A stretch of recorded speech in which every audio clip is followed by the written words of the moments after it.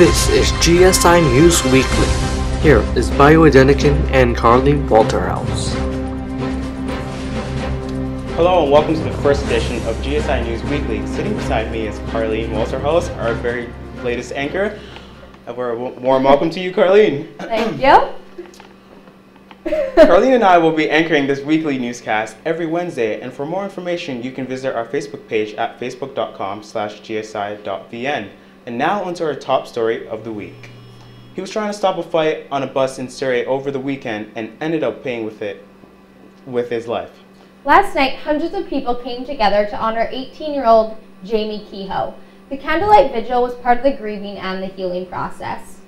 On Friday night, their friend Jamie hopped on a bus. Like, he didn't really do anything wrong. He was just doing that first round, and next thing you know, his life got taken away.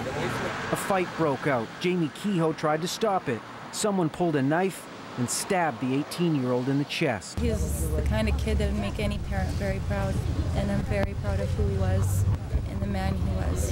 Very proud of him. Family and friends were joined by strangers tonight, all gathered on the corner of 72nd Avenue and 128th Street in Surrey. The candlelight vigil, organized by Jamie's father. It helps me get through it, it helps my family get through it, to know that we're not in this alone. The RCMP's Integrated Homicide Investigation Team is looking for a black man they believe was involved in the fight. He took off running, leaving a trail of blood on the sidewalk. The next day, Kehoe died in the hospital. He was like such a hero to everybody because of what he did, and it's sad to have him just leave us like this. It's not fair. Kehoe was a talented skateboarder. He had just finished high school and was planning to work at his father's construction business. But a senseless act of violence has taken all of that away. Mourners turned out by the hundreds Saturday to pay their respects to Maple Battaglia. The Simon Fraser University student was gunned down 2 weeks ago in Surrey, BC. A packed funeral service was held on Saturday at 11 a.m. in Delta, where grieving family and friends remembered the 19-year-old as a beautiful young woman who was full of promise. Battaglia was killed in the parking lot of the SFU Surrey campus in the early morning hours of September 28th. Surveillance video taken the same morning shows a white, late-model Dodge Charger with a sunroof driving away from the scene of the murder. Officer Jennifer Pound urges any witnesses who may have seen the vehicle in that morning to contact police. A meeting to organize the Occupy Vancouver protest next weekend attracted hundreds of people to converge on the Woodward's building Saturday afternoon. The size of the very crowd, some who had not attended the protest before, gave an indication of how big the actual Occupy Vancouver protest might be at the art gallery on Saturday. Occupy Vancouver is this city's version of the Occupy Wall Street protests that are now in the fourth week. Their participants are protesting against the feelings that their government has left them behind, while the gap between the rich and the poor widens. Metro Vancouver mayors have voted in favor of a 2-cent per litre gas tax hike in order to fund regional transit projects and service improvements, setting the stage for a price jump at the pumps next spring.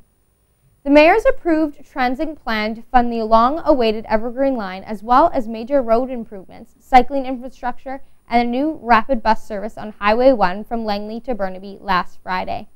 Transit already collects a 15-cent per litre gas tax, and an increase in property tax to fund the project will be imminent in the near future.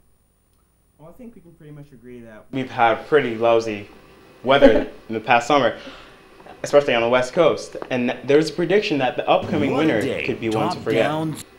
The U.S. Weather Center is sending us a warning that we could be facing one of the harshest winters in the West Coast in 2 decades.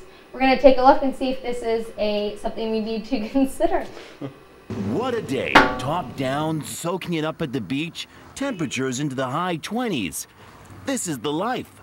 Back east. Here on the West Coast, cold, gray, rainy, and if U.S. forecasters are right, it's gonna get a lot worse. AccuWeather.com figures the Vancouver-Victoria area will get one of its coldest winters in 20 years. The temperature will drop some 5 degrees below normal. There will be less rain, but conditions will be right for a lot more snowfall than we're used to.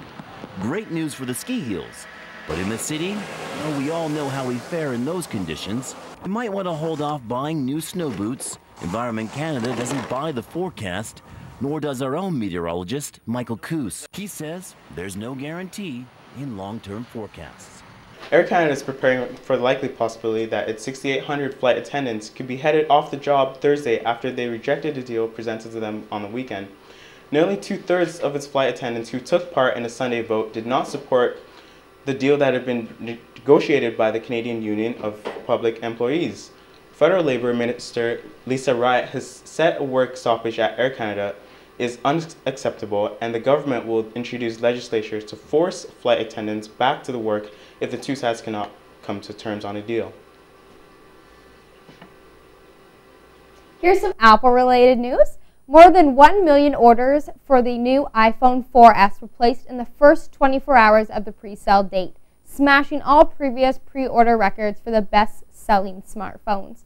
Apple announced on Monday the demand for their latest gadget has far surpassed that of the iPhone 4, which saw 600,000 pre-orders on the first day it went on sale. While Apple is continuing to do well even after the death of their co-founder Steve Jobs, BlackBerry users faced technical glitches for the second day. BlackBerry users experienced technical glitches with their smartphones for the second day after an unexplained problem cut off internet and messaging services in Europe, South America, the Middle East, and Africa. RIM said users experiencing messaging and browsing delays are the victims of a malfunctioning server in London, and they are working to fix this problem as soon as possible. We have received word this morning that BlackBerry global service outage has spread to North America. We have also received a recent update that most BlackBerry users have probably received a text message from BlackBerry with some instructions on how to help them out with the glitches. So if you have BlackBerry, you might want to check that out and help them out, try to fix your phone. All right, so the BC Lions extended their winning streak to 7 on Saturday, appearing very comfortable in their second game in their newly renovated BC Place Stadium. However, the same could not be said for some of the fans. The facility's new retractable roof was closed during the game, but some spectators say that Vancouver's rainy weather still found its way inside. BC Place General Manager Howard Crossley said that there were 8 workers working on the roof, and they tried to plug the leaks, however they could not get them all. Officials blamed the delay on the last month's rain and say crews were forced to put in temporary seals for the first Lions game at the end of September. They say if crews can get a window of good weather, they can replace the temporary seals with permanent ones. Matt Wong will have more on this game on Friday. And finally for us today, what would it be like to hear your own voice for your very first time? For a young mother who was born deaf and has used hearing aids since she was a baby, it was an extraordinary moment, and a video captures her joy. The video has gone viral. Sarah Sherman, 29, a mother of 2, born deaf, wearing hearing aids since she was a baby, never able to hear clearly. Here, sitting at the Envoy Medical Center in Houston after an implant in the middle ear. They turn the device on. It's beeping. So now technically your device is on. Can you tell? Oh, that's exciting. She holds her hands to her face in disbelief. Here, you can put it down for a second. Just get used to the sound. What does it sound like?